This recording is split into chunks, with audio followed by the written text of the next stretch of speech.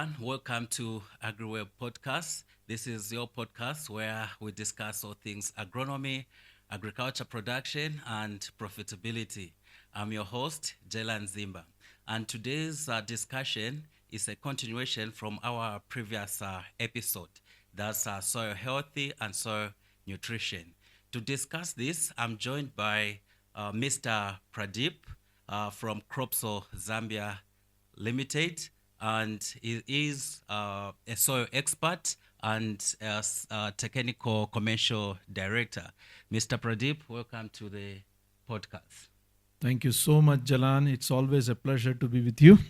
You are welcome. Thank you. Thank you. Okay, so Mr. Pradeep, before we dive deep into our discussion, kindly tell us what is Cropsol Zambia and what's your role there, and just your brief background of in terms of work experience, and it's so that the viewers can get to know you.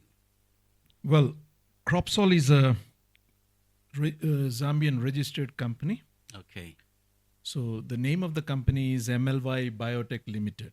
All right. And the brand that we are promoting over here is called Cropsol. Okay. Okay, so though it is spelled as crop, S-O-L, Yes. what we basically mean is soul. Soil. Okay. Soul All right. and soil in a combination of that. Okay. All So right. Oh, that's great. what Cropsol as a product is. All right. Cropsol, unlike the conventional input, agri input, Yes. we can't call it as an organic product, but the source of from which Cropsol is developed is organic. So Okay. therefore, you can also say that it's an organic product, an All right. organic input. But more than Okay. that, the product is a biodynamic product. Okay. So what do you exactly mean by biodynamic means? It encourages or it aggregates the colonization of microbial activity into the soil Okay. by encouraging or by enticing them to come and colonize into your farmland, so that once they are into your farmland or the land where you cultivate, Yes. they are able to aggregate and sequester nutrient that is precisely required by the plant from soil, water, and air.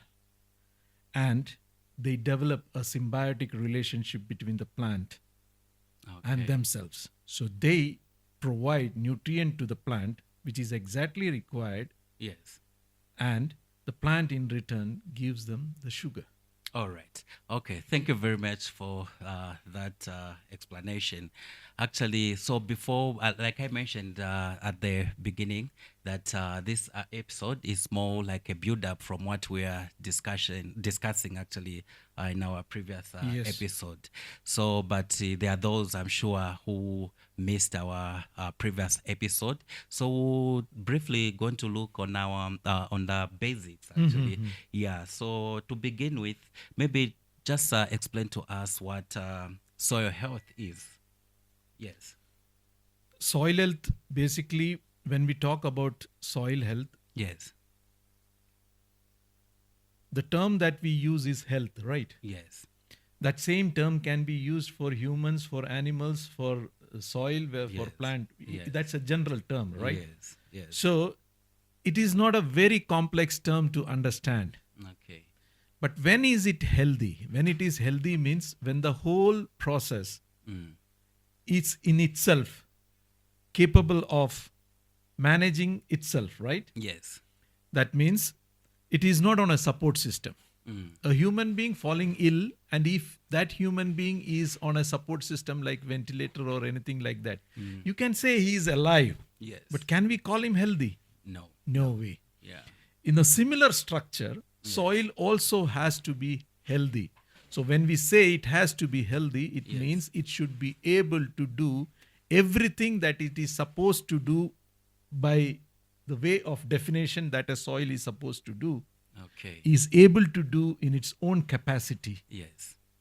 Okay. Wow. Nice. So, and how is soil healthy important in terms of crop production? What's the importance of having a good health soil? Yes. Again, if you ask me that thing, it is always like this, that a healthy background or a healthy parents is a direct sign of having healthy children, isn't it? Yeah. Yeah.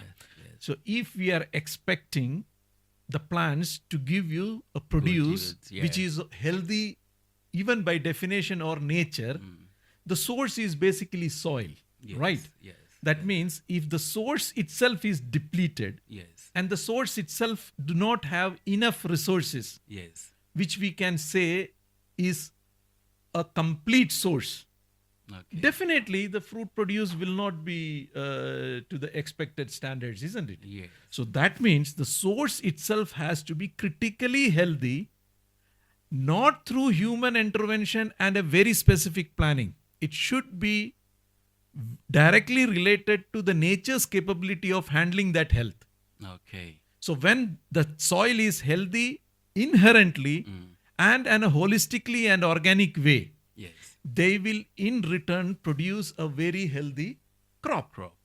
Okay. So in short, what you are saying is, in order to have good yields or high Yes. yields, you need Yes. to have a health soil. Yes. Okay. No, we cannot have a healthy crop on a Without- stressed plant. Yeah. And the stressed yeah. plant is a consequence of a stressed soil and an unhealthy soil. Yeah. Yeah. All right. Okay. That's interesting. Okay. So, what are the common mistakes that farmers make when it comes to soil health? Okay. One of the most common mistake that human beings do with the soil is that they try to behave as if they know everything about the soil, Yes. which is not the fact. Okay. Okay. The day man can know how water can be clean or how soil can be healthy, that day humans can create soil as well, isn't it? Yeah. Yeah. But that's not the point. The point is that nature has created the soil to perform certain role in the entire existence of this earth, right? And this soil and this structure Yes. and the general topography can vary from place to place, and that will be in tune with the specific requirement of that place agriculture requirement. Yes.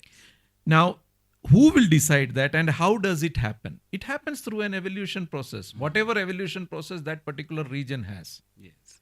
And that particular soil and its atmosphere and its water will have a defined process of producing a healthy crop. But then that soil has to be left alone. Okay.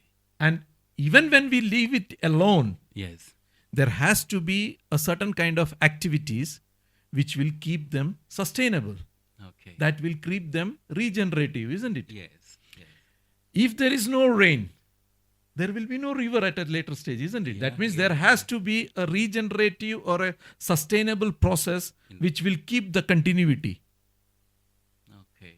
So for that, the microbes who play a major role below the soil needs to be active. Okay. But if you take them off, Yes. then they are not. Neither regenerative, neither they are sustainable. In fact, they are dependent. Okay. Wow. All right. So, what's your advice to farmers in order to maintain or have a health soil? First and foremost, important Yes. thing to maintain a healthy soil is as much as possible, Yes. use your conventional and Asian wisdom that has been inherited by you, that has been part and parcel of your agricultural practices. Okay. Okay. The thing is that there has been a supreme gap, an extreme gap on that wisdom as a part of curriculum also, Okay. which has created such a gap that people probably do not even have the last memory of how they conducted their agricultural practices. Yeah. Yeah. Yeah. Right. Now, as long as you have that understanding Yes. and everything that soil requires in its own capacity provided by its ecosystem, that soil will continue to remain healthy. No. Number one. Number two, Yes. the most important thing is that even for a very trained agriculturist. Okay? Yes. Understanding the agriculture chemistry is not so easy. That does not make the life of the common peasants any easy. Right? Yeah. Yeah. Sometimes we talk about high EC, high pH, this thing is Yeah, more, that yes, thing is more. yes. If you think that much chemistry can be understood by a common peasant, then I think there is no concept like illiteracy, isn't it? Yeah. Yeah. Yeah. But then everything that exists on this earth has inherently certain qualities that they carry, because survival and reproduction is not something that has to be taught. It is there inherently in you. Okay. And as long as you continue to practice that without getting too much confused and complex about the whole thing, you will be able to continue and maintain and manage your soil and your environment to the best possible. Okay. Wow. So, what we are saying is, or maybe I should actually ask a question like, what really depletes our soils? Is it the synthetic fertilizers, or what really depletes our soils? Okay, I will tell you one thing. Yes. Gone were the days when we used to have candles at our home, isn't it? Because there was no power. Yes. There was no such source where you had light in your house. Okay, so you had the candles or the lamps at your house, right? Yeah. Yes, I remember. So that also means that when the daylight breaks, you will take those candles and put it in a place where in the next evening your hand will go straight there. Yeah. You won't even forget where it is. Yeah, even if it's dark. Now, come today when you have lights, you just switch on the light and the light is there. Yes. Probably we don't even know that there is a candle in our house. Isn't it? Why does that happen? It happens because somewhere down the line we have evolved to even forget that there is a need of a candle. So that is what is exactly happening with the soil. You are taking the soil to such a level where the soil itself is forgetting that it had certain capabilities of execution. Okay. Now it is like this: I am sitting here, kindly feed and take care of your things. Yeah. I am here only to hold your plants, not to feed it. So what is happening is that any kind of input that is not biologically coming into existence is bound to deplete, because there is no continuity. Yeah. Who is going to recreate that? Those stuffs are no more there. So every year the farmer will go buy tons and tons of fertilizer, tons of seeds. He will keep putting back into that soil. Over a period of time, the soil and the plant forgets, the way you forgot the candle. That I had certain capabilities which I could carry out and I could maintain and sustain this earth. And everything related to it. So I won't specifically say that certain things should be avoided or that thing should be avoided. That is for the wisdom of the people to make out. Isn't it? Yes. Because everyone comes with a narrative.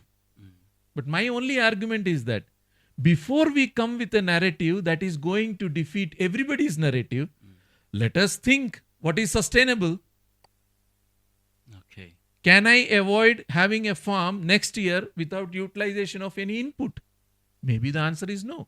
Then where are we sustainable? Where are we regenerative? We are not. No, definitely. Okay. All right. Thanks very much for that insight. Yeah. So there's one thing actually where, especially when it comes to emergent farmers and small scale farmers, they don't take serious. Because I believe, like, for one to determine that my soils are depleted, they need this, they need that, it's through soil testing. Yes. And what's your comment on soil testing, how important it is, and so kindly, what's your comment on that? Yes. Many of these concepts of having soil testing, I am not against modern agricultural practices, okay? If you are a person who is very inquisitive and you believe that a testing will give me a clear picture in terms of numbers, Yes. please go ahead and do it. Okay. There is nothing wrong in it. Okay. Yeah, right. It gives you a brief idea about how the whole thing is sitting there. Okay. Okay. But if you are trying to set an agricultural fertigation program based on that, believe me, it is just a notion that whatever I am doing will be happening exactly the way I am doing it. Okay. Because trust me, chemistry is not that thing that will remain stagnant.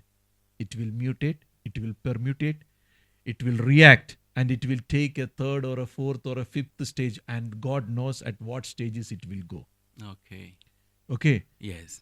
And everything said and done, one good rainfall with a zero EC water, everything is washed out. The soil is back to level 0. Wow. It has got no meaning. Everything that you have spent is gone. And it continues to go. But the disadvantage further is this. It goes down and it is contaminating your water source, Yes. your rivers. Yes. Okay. And eventually they are all moving within that framework.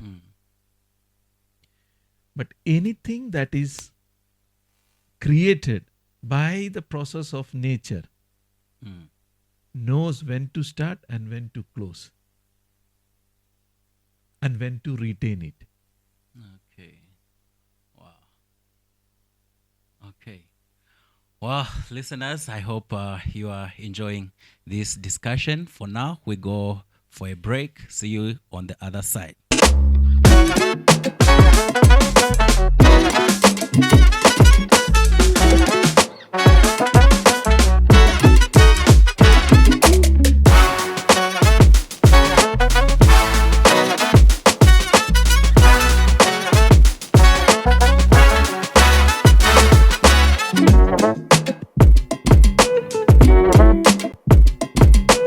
All right, viewers, welcome back. We continue with our discussion.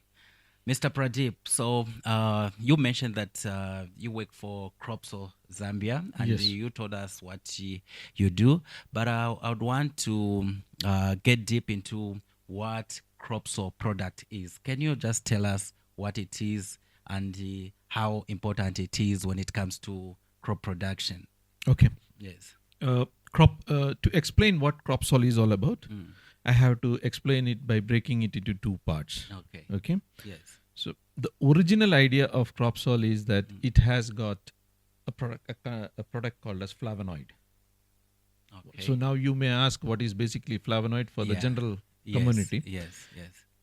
To explain that in a very simple term is like you have a clean room where there is no any kind of small insects or anything like that moving, right? But you leave at a far corner of that room few crystals of sugar. Now, after a few seconds or few minutes, you can see a line of ants moving towards that sugar. Yes. That means that sugar is able to emit a certain kind of flavonoid or a certain kind of smell, aroma, fragrance, whatever you go. It's like a transmitter of aroma, which is picked up by those specific insects who have got a specific interest towards that. Okay. So they will walk towards it and they will do whatever they have to do. Maybe they will eat there, they may carry them, they will do whatever they have to, right? Yes. Similarly, the original idea of Cropsol is that once you put that into the soil, the soil will, that particular region where we have applied, Yes. which will slowly expand, will invite, entice, motivate the indigenous microbes. When I say indigenous microbes, in the flora or phyto, that particular concept is very significant because there is no point in introducing through an inoculation process any kind of microbe that is not indigenous to that region. It could be a failure, or it could be an invader microbe, or it can be a predator invader, Okay. which can disturb the society of the indigenous microbes who have got a very specific role to play. Okay. So Cropsol does not get involved into that introduction process or inoculation process. It simply invites the indigenous microbes which are regionally Already available. in the Yes, soil. yes. Okay. And then they come, they feel that this is the right place for us to come, colonize, and start doing what they originally keep doing. And that is providing the necessary nutrient. Now you will say, from where will that nutrient come from?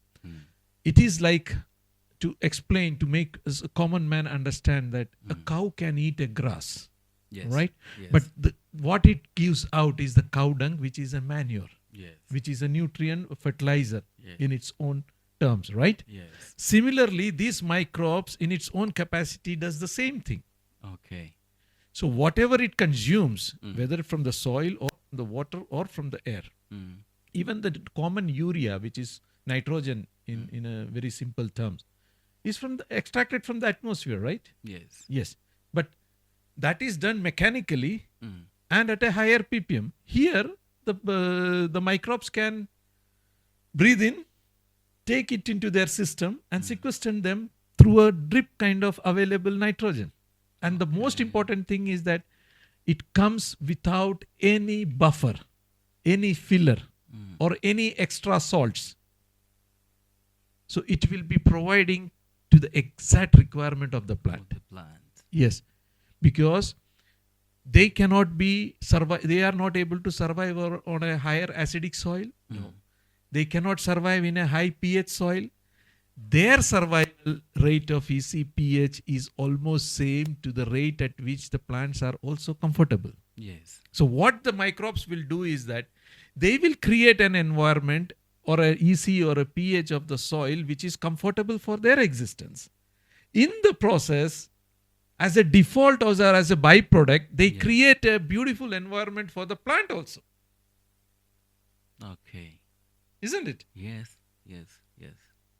So that is how they make sure that you are not dependent on many inputs to balance your increased pH or a decreased pH or a high TDS or a low TDS, because they are capable of calibrating itself. Okay. Wow. It's really a magical product. Yes, it is. Okay. So, is it an organic fertilizer? Is it a biostimulant? Is it a biofertilizer? What is it? See, as I told you, the source from which this product is made is from natural source. So whenever it is from a natural source, we call it as organic product, right? Okay. Which means it engages no other inorganic input. Okay. Suppose I use a plant extract. Even a plant extract is a chemical formulation, isn't it? Yes. In its own structure. Now, you cannot call that as inorganic, while it is still a chemistry. Yes. Okay. So the product that is used, the source that we use to make Cropsol is organic in nature. Okay. But the product is not utilized as an organic input. Because if you start using organic inputs, then again you are getting into that gamble of chemistry. Okay. And chemistry is never stable. Yeah. So it will still complicate. Okay. Okay. Then, as I said, when you do something like that, or when you create something from that organic source, it will still have certain nutrient value. But because they are coming from a natural source, they are in the available form. That's the reason when you apply Cropsol, the results are seen within 15 to 20 days straight. Because the nitrates are released so fast, the plant picks it up, and the root and the shoot growth is so stable, and the equilibrium is very well set. Okay. And once these two are established, Yes. they are ready to take the rest of the nutrient, Wow. which the microbes will convert the organic matter that you keep adding into the soil. They will convert, they will break it down, and they will convert that into carbon. Okay. Wow. It's really how I wish we had a sample here so that we can show our viewers actually. Yeah. Okay. So Can you just tell us, it's in what form? Is it in powder form, Yeah, it is in granular? powder form. Yeah, it's a slightly brick-colored red powder form. Okay. Okay, you may say why not water soluble? It's It not is water. not water soluble. It will Okay. sediment. Okay. Okay, so basically it won't saturate Mm. in the water. Now, one of the key factor that was taken into consideration was that if it is water soluble, Mm. the chances of it of draining, percolating, or runoff is quite high. Yes.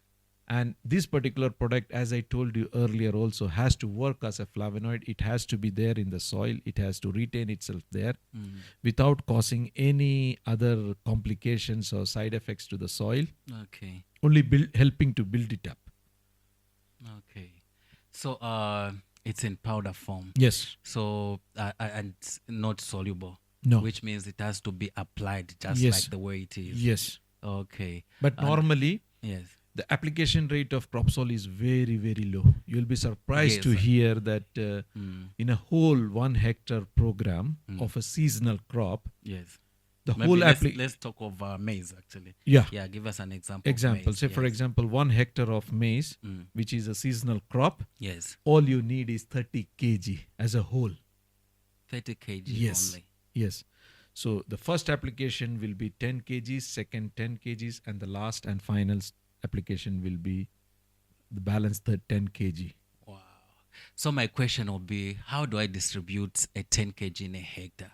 So, and Yeah, it's in that is powder yeah, form yeah, and it's yeah, not yeah. soluble. Yes. Yes. And The thing is that it is beyond human capability to manage that kind of a micro broadcasting. yes. So normally what we do is that most of the time the land where there has been intensive agriculture, the organic matter is not enough. Yes. So we take an advantage of using farmyard manure, Okay.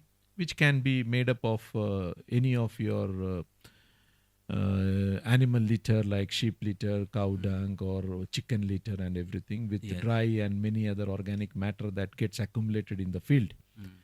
Mix it thoroughly with Cropsol Okay. and then broadcast it. Two advantages: it helps in reaching out. okay. Number one. Number two, when the microbes walk in, they are your guests. And as a good host, you have enough organic matter lying in your field for them to come straight and chew on. And breaking it down and converting them into necessary organic carbon. Okay. So you mentioned that you can mix it with manure. Yes. So what's the advice for those who don't have manure? Because it's not every farmer that will have manure. Is there any alternative medium they can use? Because manure is more like a medium, but it's also adding value to the soil. Yes. So what's the other alternative for those who don't want to spend money to buy manure? Okay. One of the most unfortunate part is that a farm not having manure. That means somewhere down the line, we all have created a huge gap in what we call it as composite farming.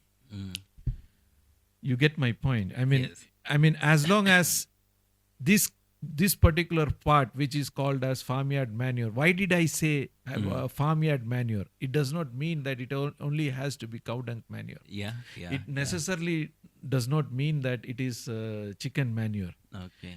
Every other dry material, green That you material, even the weeds that is there surrounding your place, when you convert a compost out of it, even that is an organic material, post decomposition, it is also a farmyard manure, Okay. isn't it? Yes. Even people talk of bocas. Where is it coming from? It can be from the industrial sludge, it can be from the home waste, isn't it? Yeah. So, as long as you are consuming, under no circumstances, there is no discard. Okay. It is there. The only thing is that you need to just accumulate them and make sure that enough is available by the time you want to do your next season crop. Okay. Wow, I understand your point. Okay, so can this product be used alongside a synthetic fertilizer, or it's just when you adopt this product, you can only use it without mixing it with the chemical fertilizers? Uh, there are two aspects to it. Mm. If I say that it is, you can mix it with the regular fertilizer, Mm. then I am contradicting myself when I say that what caused the evacuation of those microbes, Yes. isn't it? That is Yeah. one thing. So uh, that does not complement with my earlier argument. Mm. So number two is that when one thing can give you results, what is the point of duplicating the cost and unnecessarily increasing the input cost? In any case, the farmer is under the burden of a very high input cost. Yes. Yes. So here we are trying to see how a farmer can be benefited at a minimum cost Cost. Yeah. and a minimum handling, because against 500 kgs we are talking about 30 kg, Mm. Yeah. Yeah. Yeah. Yeah. which he can even carry on his bicycle. Okay. Wow. So I want to get this right. Yes. So you are saying if I get 30 kg of Cropsol Yes. this coming season, I Yes. shouldn't think of these synthetic fertilizers. I would rather say, to be very fair, Yes. is that you make a beginning, in the sense that suppose you have 5 hectares. Mm. You start with 1 hectare, 2 hectare. Okay. See The results. the results. See, we need to also understand that there are different ways of farming. Yes. There are large scale farmers with large land holding. Mm. Somebody with 50 hectares or say 100 hectares. Now, if he has decided to do say 30 hectares or 50 hectares this season, he is able to leave behind that 50 hectares to rest, isn't it? Yes. But that is not the case with the small holding farmers. They only have that small patch of land which he has to continue farming. So his farming in that land becomes more intensive than the large scale holding farmers. They can even plant some hemp and leave it for 1 year. You never know, Yeah. Yeah. isn't it? But can that be done by a small scale or a small holding farmer? No, because his survival is at stake. Yeah. So in such a situation, it is critically important for him that as much as he is becoming so intensive with the use of that land and that soil, he puts more and more FIM and naturally sustainable products like Cropsol, which will enable and retain his soil health to a scale where it is regenerative and a capacity where it can manage itself. Okay. All right. Wow. Okay. So the other thing is, can you apply crops or any crop, or it has specific crops? Yeah, it's a universal crop. Okay. So in the sense that, as I said earlier also, that it does not work on a particular fertigation program where you have a curriculum saying that if it is brassica, you apply this. You apply, if it is tomato, you apply this. Yes. Nothing like that. Okay? It's just the same. Same, for because all the crops. Cropsol is not deciding what nutrient to go in. Cropsol is only encouraging the microbes to come in, the natural scientists to come in and let them decide what is required by the plant. Okay. All right. So any crop, be it Any maize, crop. soya beans, Any crop. tomatoes, Yes. onion, anything. Yes. All right. And at what stage is it applied? Because you mentioned that you can do a split application. Yes. Yeah. So you can apply. You apply before planting, Yes. and maybe you can just take us through on that one. Again, what happens is that the first stage is when we are preparing the land, right? When we are preparing the bed. So we can mix it even at that stage for a homogeneous and a uniform availability. Yes. So at that stage you can do. That is basically land preparation stage or bed preparation stage. Okay. Suppose you have missed that, you can do a basil. You take out the soil when you are putting the seeds or the plant. Yes. So that stage you can apply. Then after sowing or transplantation of the seedling, you can cover. Yes. And third and most, if that also you have missed, you can do top dressing. But when you are doing top dressing, make sure whether it is any kind of fertilizer, at least the first 1 or 2 irrigation should happen through overhead irrigation. Many people think that, okay, I have done top dressing and I have put drip line. Yes. There will be an even distribution of nutrient. It won't happen like that. I have seen in many places where they have done top dressing and that stuff is still sitting there on top, Yes. while the yes. surface below is wet Yeah. and moist. That's because drip works on a different technology. Yeah, if drip, you are using water soluble fertilizer and that is where the drip is working, then the movement of the fertilizer is in a different way. Yeah. But if you are doing top dressing and still doing drip line as an irrigation, then most of the time, most of those stuffs will be just sitting on top. Okay. So make sure that if you are having drip, Mm. post top dressing, you do overhead, at least 2 or 3 first irrigations, top irrigation, Okay. so that the necessary dissolving and moisture, the nutrient comes in contact with moisture, Yes. which is very critical for that exchange, Okay. for it to go for its next role. All right. So when you apply as basil. Yes. Again, you apply as top dressing.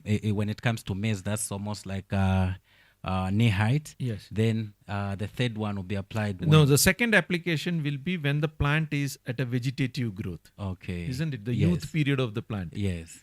Huh? So once that vegetative growth starts, Mm. once the vegetative growth starts, so you have to do the second application Okay. so that it gets a second boost Mm. for its vegetative growth. And the Okay. third and the final stage is Mm. just when the fruit setting has to start. Okay. So it's very simple and very limited complexities, without the farmer not getting bothered by many of the things. Okay. Wow. That's a very magical product. Yes. Actually, personally, I've tried it and Yes. I've seen the results. They are so amazing. Wow. Which I can encourage any other farmer out there to try this product. Sure. Yeah. Okay. So this Cropsol, how can it help us farmers here in Zambia in terms of fighting climate change? In Okay. terms of in times of drought. Yes. Yes. The one important thing that we all forget is that climate change can happen, right? It is happening, and many of the things. But the thing is that from where will the resilience to the climate change can happen? Who will do that? If humans alone think that we will be able to manage it, then by now they should have already managed it, isn't it? But they haven't even touched the tip of it. Let me tell you a very simple situation. Yes. When there is an earthquake or a tsunami or anything such kind of natural calamity happening or going to happen, the first things that the living organisms that come to know are other than human beings. Human beings are the last one to come to know about it. A dog can come to know, a cat can come to know, a bird can come to know that something is happening. And they move out long before we have started moving out. Right? Okay. What it means is that they have their own intelligence to the level which will keep them surviving. Similarly, enough quantum of microbes in the soil will prepare themselves for that evolution and for that change. And whatever climate change you are expecting, they will evolve to that change. They will prepare your grounds for that change. Okay. And as I told you, everything and anything that does not fit into their syllabus of their survival, they will try to take them off. Okay. In the process, what you get is a fantastic outcome. Okay. Because they are meant for that. Yes. They are built for that. So they will do it the best. Okay. So this is a product that can help us to fight this climate change. Yes. And because it has got no emission, any kind of. Environmental friendly. Yes. Okay. All right. Wow. So interesting.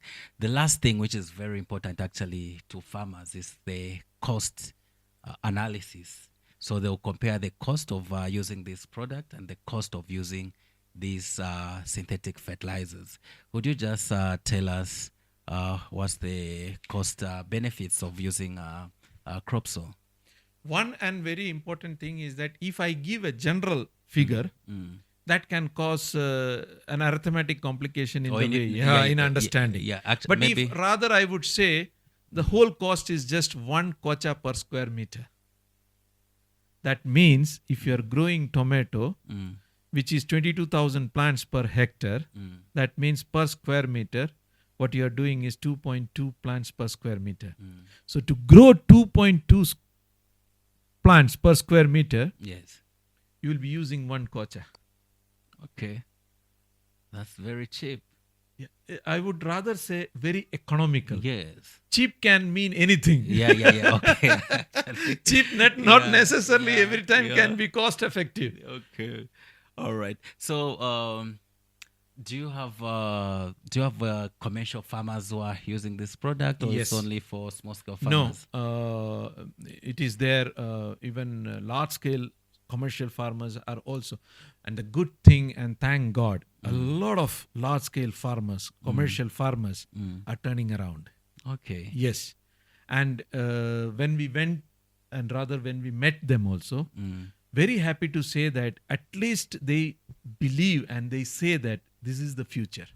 Wow. Yes. That means we see a bright future, and eventually every other person on earth coming to agriculture will follow this route. Okay. Yes.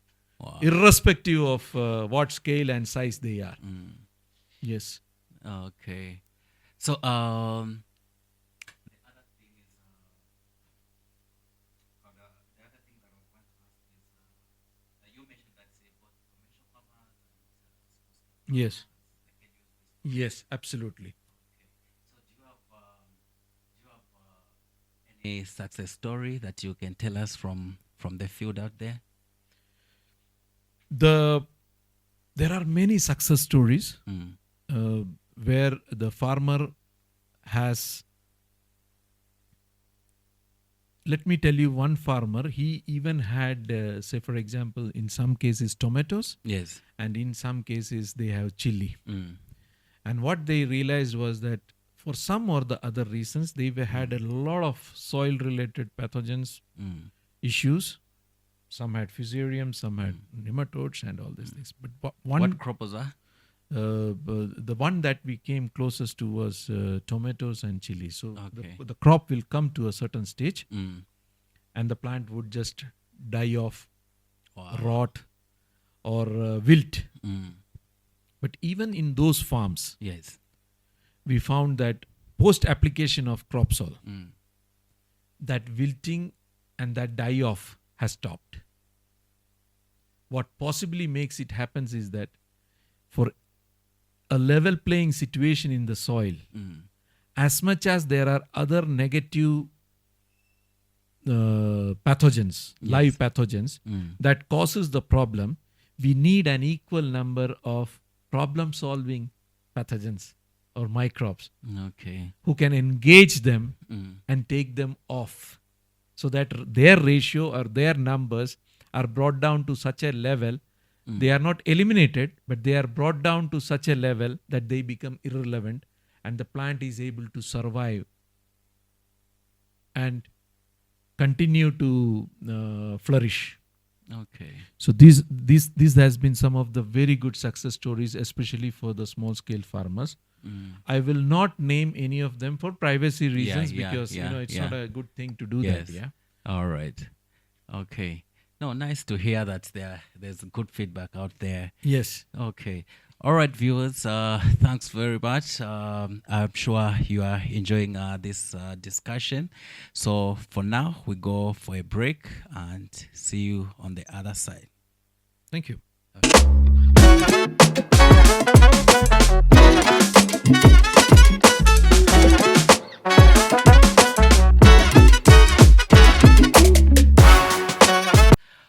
All right.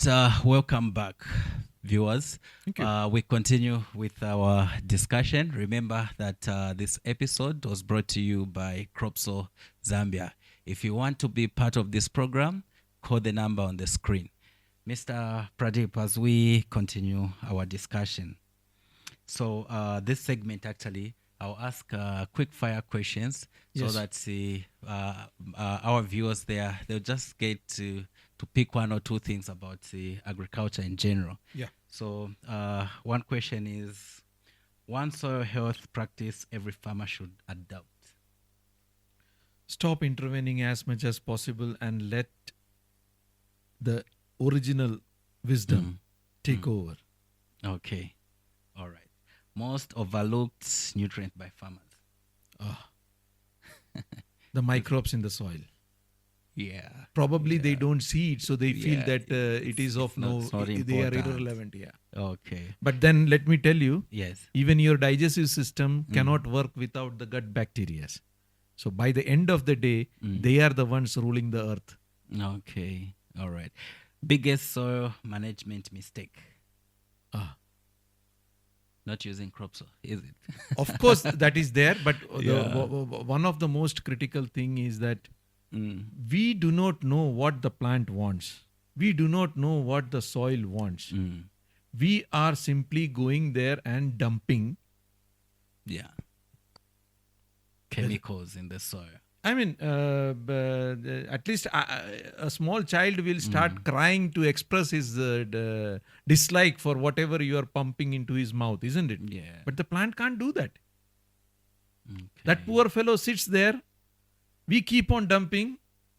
At least let it live with whatever resources the nature has created for it. Yeah. Okay. The last one.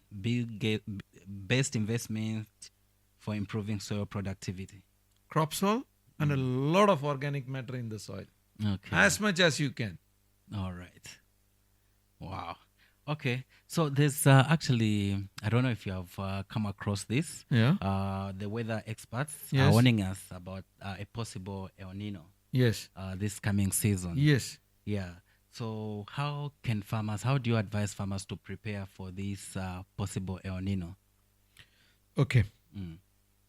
As I again said, if human beings could control all these things, then probably we would not have been sitting on this problem, isn't it? Yeah. And El Nino is not something that has happened in last 2 or 3 years. It has been happening since human beings or the earth came into existence, right? Yes. Maybe the ferocity of that happenings might have changed due to various reasons, but somehow, one way or other, that particular phenomena has been happening. Yes. Have we been able to control it? No. So, as long as the entire ecosystem can manage it Yes. to whatever best possible way it can, leave it to them. They will handle it. In fact, go as a support system to it. They will handle it. Okay. So, and this comes to what you mentioned earlier about using Cropsol Yes. to help fight climate change. Yes. All right. Actually, for those who don't know what El Nino is, this is a season characterized by prolonged dry spells or drought, actually. Yeah. Okay, Mr. Pradeep, as we close our program today, what one thing should a person out there who is listening to this episode remember about this episode in terms of soil nutrition and soil health? Number one, everything and anything, including the weeds in your field, are not there to compete or destroy your plant. Yes. Right? every other microbe that is required in your soil is the original need. Okay. Okay? Yes. Number 3, add as much as possible a reasonable amount of organic matter into the soil. If you want to retain your soil's health, Yes. believe me and trust me, you are not going to increase even 1 inch of soil or land on this earth. So at least try to retain whatever is available. Don't reduce that ratio as well. Thankfully, human beings' population has been declining, not increasing. It took a peak, but now it is declining. Okay. Okay, so for that reason, there might be less food hunger, but at the rate at which we were supposed to multiply, by now we would have been already, the world would have been going hungry. Yeah. Yeah. So don't be under the impression that we have been successfully able to meet everybody's food needs. No. Okay. Wow. Thanks very much for that insight. Thank you. Last thing. Yes. There are viewers out there. They Yes. would want to access or buy or use these products. Yes. Where can they find you, and how do you distribute these products? See, apart from a chain of distributors that we have put in place strategically, one of the main things that Cropsol has practiced from day one is going from the farmers or grassroots level. Yes. Okay? Yes. So our idea is not just to sell. Okay? Our idea is to bring capacity building to the farmer with enough agronomic support. Okay. So Cropsol is providing us an opportunity to be with them and be part of their growth story. Yes. So Cropsol is available at various level across the provinces, at various distributors. Yes. If they are unable to meet Yes. the distributors, they can always call on us on our central number. Okay. All right. For the if you have the number, I don't know. Yes. Or we can give our team there to put it on the screen. Of course, I will share my card, All right. and I would appreciate if you can put that number. All right. Okay, we'll do that. Yeah, so that will, a visual number will make more Okay. sense. All right. Okay. Thank you very much, Mr. Pradeep, for coming through. We really appreciate your support. For viewers, if you have enjoyed this episode, please don't forget to subscribe, follow our Facebook page. That's AgriWeb Podcast.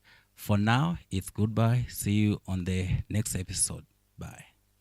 Thank you so much, Jalan. Thank you. Keep up this Thank good you. work. Thank you. Because many people are not going to get involved into this kind of activities, because agriculture is one place where profit making is the least. Yeah. Yeah. But you are one young, courageous man who has taken this initiative. God bless, Thank you very much. and take good care of yourself Thank and your you. team. Thank you. Thank you. Thank you.